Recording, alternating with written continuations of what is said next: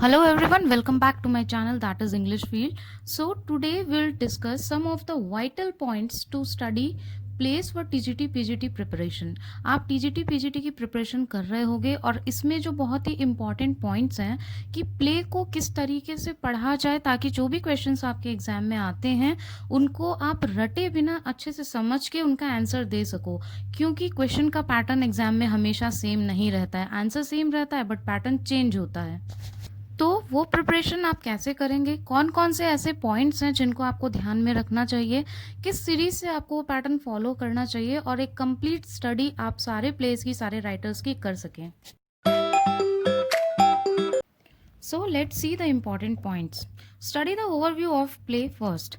कोई भी प्ले जब भी आप प्रिपेयर करने के लिए जा रहे हैं, आपने चूज़ किया है चाहे वो किसी भी राइटर का है, तो सबसे पहले उसका ओवरव्यू देखें। ओवरव्यू का मतलब होता है प्ले को ऊपर ऊपर से देखना, मींस डिटेलिंग में नहीं, लेकिन आपको एक आइडिया लग जाए कि प्ले की थीम क्या है, मेन प्ले का टॉपिक क्या है, किससे रिलेटेड है और मेन ये प्ले किस चीज़ों के ऊपर बेस्ड है। डिटेल में नहीं पता होता ओवरव्यू में, बट एक आइडिया आपको मिलता है।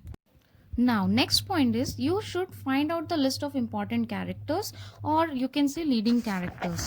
अब अगर आप कहते हैं कि नहीं स्टोरी के बिना हमें कैसे पता चलेगा, तो स्टोरी भी तो आपको तभी समझ में आएगी जब कैरेक्टर्स को आप समझेंगे, उसमें कौन कौन से कैरेक्टर है, किनका कहाँ क्या रोल है। तो पहले आप कैरेक्टर लिस्ट फाइंड आउट करें, कितने कैरेक्टर्स हैं, उनका इंटर रिलेशन क्या है और कौन से लीडिंग कैरेक्टर्स हैं जिसपे ये प्ले बेस्ड है। उसके बाद में आप आगे का स्टेप लें। Now, point to be noted, important things, characters and their role play with other characters। Characters आपको पता चल गए, लिस्ट पता चल गई, लेकिन उन कैरेक्टर्स का रोल प्ले, उनका रोल क्या है उस प्ले में, उनकी ऑथेंटिसिटी क्या है और जो बाकी के कैरेक्टर्स हैं उनके साथ में उनका क्या रिलेशन है, स्टोरी में कौन से ऐसे इंसिडेंसेस हैं जो आए हैं और इम्पॉर्टेंट है, वो चीज़ें इंटर रिलेशंस आपको पता होने चाहिए after the list of all the characters. जी, तो इतना काम करने के बाद में now you should move on to the play summary. अब जो वो प्ले है उसकी समरी देखिए, कहीं पे स्टोरी है तो स्टोरी देखिए। If you means comfortable in English तो इंग्लिश में देखिए, हिंदी में कंफर्टेबल हैं तो हिंदी में देखिए। बात सिर्फ इतनी सी है that you should understand what the story is. Language चाहे कोई भी हो, पेपर तो आपका इंग्लिश में ही आना है, so I will tell you that you should prefer English.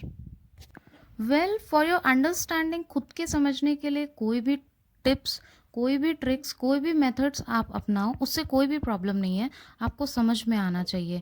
But एक जो हम लोग ये गलती करते हैं, हमेशा हिंदी वर्जन पे ज़्यादा जाते हैं। पेपर आप इंग्लिश में दे रहे हो, इसलिए उसके पैटर्न को, क्वेश्चन के पैटर्न को समझने के लिए इंग्लिश वर्ड्स को बार बार में आप जितना प्रैक्टिस में लेकर आओगे वो उतना ही ईजी हो जाएगा और उतना ही अंडरस्टैंडिंग लेवल आपका पेपर के साथ बढ़ जाएगा।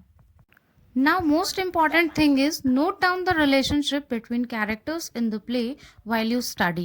जब भी आप पढ़ रहे हैं उसकी समरी या फिर कहीं से आप उसकी स्टोरी यूट्यूब से ले रहे हैं या किसी बुक से ले रहे हैं या फिर गूगल पे आपने सर्च की है, तो प्लीज़ कॉपी पेन हमेशा लेके बैठें जो आपको इंपॉर्टेंट पॉइंट्स लगे और उनके आपस में जो रिलेशनशिप्स हैं। फॉर एग्जांपल, प्रॉस्पेरो का ब्रदर था एंटोनियो, अलोन्जो का बेटा था फर्डिनेंड, तो ये सब यू शुड नो।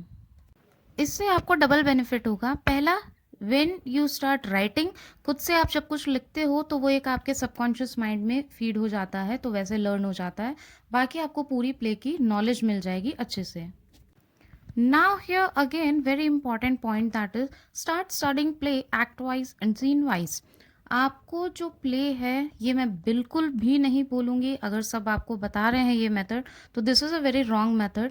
शॉर्ट आप जो भी ट्रिक्स अपनाएंगे वो मेरे ख्याल से सही नहीं होगी प्ले को रीड करने के लिए, बिकॉज इतने सारे क्वेश्चंस फॉर्म होते हैं अगर आपने देखे हों, जो कि आप सिर्फ स्टोरी से या थोड़ी समरी से उसका आंसर नहीं ढूंढ सकते कभी भी। कुछ नहीं तो ज़्यादा से ज़्यादा आप इतना कर लो कि जो भी स्टोरी आप पढ़ रहे हो पूरे प्ले की, जो एक्ट 5 पूरे एक्ट्स में डिवाइडेड है और उसके डिफरेंट डिफरेंट सीन्स हैं, सेगमेंट्स हैं, उसकी आप सिर्फ स्टोरी पढ़ के कैसे वो क्वेश्चंस आप उसमें से निकाल लोगे, फिर आपको रटना पड़ेगा। So I am telling you the easiest way. जितना टाइम आप रटने में वेस्ट करोगे, उतना अगर ये चीज़ करने में कर लिया आपने, तो बार बार उसको रटने की या रिवाइज करने की आपको ज़रूरत नहीं पड़ेगी। तो जितनी भी एक्ट वाइज समरी है और उन एक्ट्स के कितने सीन हैं, बिकॉज क्वेश्चन फॉर्म होता है कि ये इंसिडेंस कौन से एक्ट में है, यहाँ पे उसका रोल प्ले क्या था, ये कौन से सीन में है, या फिर ये घटना कौन से सीन में हुई, कौन से एक्ट में हुई, ये कैरेक्टर कौन से एक्ट या कौन से सीन में अपीयर हुआ। तो इतनी सारी डिटेलिंग तो आपको सिर्फ इसी मेथड से मिल सकती है। तो आप एक्ट वाइज और सीन वाइज सारी समरी देखें, जितने भी 37 प्लेज हैं, और उनको खुद के नोट्स बनाए लिखें। Now, note down the important incidences on which exam-oriented questions forms. Now, you should know that from where the questions are arising, from where the questions repeatedly examiners are asking questions, और exam oriented means जो exam से related हो, जिसकी possibility हो exam में आने की, आपको वो स्टफ या वो मटेरियल पढ़ना है, वो नहीं जो कभी आता नहीं हो या कभी पूछा ना गया हो। Again, I'm saying to pen down anything, that is very important if you are preparing for TGT. So in this you should know the incidences. Like I'll give you example, in Tempest play there is a fest scene organized. अब वो fest scene में जो fairy tales होती हैं, जो spirits होती हैं और meaner spirits होती हैं, वो आके डांस करती हैं, तो ये incidents होता है। रीज़न क्या होता है और इसका इफेक्ट क्या होता है प्ले में, these questions could be formed out of that fest scene. अब वो fest scene कब कहाँ कैसे हुआ, you should know. इसमें जितने भी इंसिडेंसेस हुए होते हैं जो इम्पॉर्टेंट होते हैं और हमेशा क्वेश्चन में आते हैं किसी ना किसी पैटर्न में, and point to be noted, हमेशा क्वेश्चन का पैटर्न चेंज होता रहता है। That's why I am saying try to learn in English language. Answer same होगा बट क्वेश्चंस को इस तरीके से पूरा मोल्ड करके दिया जाएगा कि आप कंफ्यूज हो जाओगे और मे बी आपके पास में फिर उसका आंसर ना हो ऑप्शन में होते हुए भी। तो ये आपको ध्यान में रखना है।